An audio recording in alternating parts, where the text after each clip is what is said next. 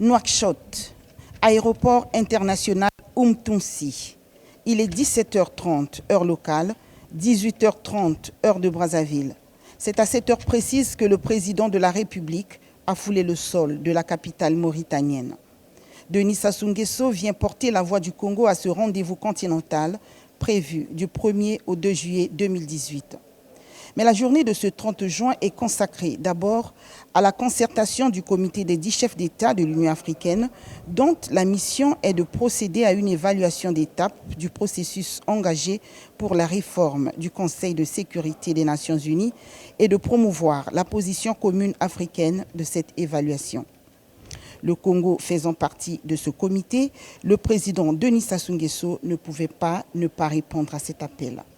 Il s'agit des revendications des États membres de l'organisation panafricaine pour une participation plus juste, plus équilibrée et plus représentative de l'Afrique afin de pouvoir assumer pleinement son rôle au sein de la communauté internationale, notamment dans le maintien de la paix à travers le monde.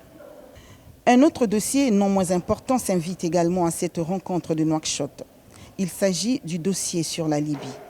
Le président Denis Sassou Nguesso, qui dirige le comité de haut niveau de l'Union africaine sur la Libye, fera une communication sur le sujet au cours de cette rencontre. Le chef de l'État exprimera sans doute la conviction de construire un véritable processus de réconciliation nationale en Libye en s'appuyant sur la base du dialogue qui doit précéder les élections prévues pour le mois de décembre dans ce pays. Après, suivra la réunion des chefs d'État et de gouvernement du Conseil de paix et de sécurité de l'Union africaine sur la crise en Somalie, au Soudan du Sud, la persistance des conflits dans la région des Grands Lacs, la situation du Mali et dans le Sahel avec les attaques de Boko Haram et l'opérationnalisation de la force conjointe G5 Sahel. Il s'agira donc, au cours de cette rencontre, de relancer une action de concertation stratégique commune pour consolider la paix, la sécurité et le développement durable dans ces zones de tension en déployant tous les moyens humains et matériels afin de relever les défis sécuritaires et de développement qui menacent ces parties du continent.